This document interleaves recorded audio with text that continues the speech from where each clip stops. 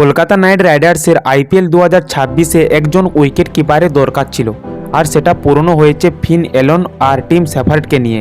কিন্তু দলের অন্যতম দেশীয় ভরসা হলো আঙ্ক্রিস রঘুবংশী। সম্প্রতি বিজয় হাজারা ট্রফিতে তাকে দারুণ ফর্মে দেখা যায়। কিপিং করাটা সে বেশ উপভোগ করে এবং কেকেআরের হয়ে এই ভূমিকায় তাকে দেখা যাবে কিনা তা শীঘ্রই জানা যাবে। কেকেআরের হয়ে যদি আঙ্ক্রিস রঘুবংশী কিপিং করে তাহলে কলকাতার টিম কম্বিনেশনে বড় সুবিধা হবে। এতে একজন বাড়তি বিদেশি ইম্প্যাক্ট প্লেয়ার খেলানোর সুযোগ তৈরি হবে, যা দলের শক্তি বাড়িয়ে দিবে।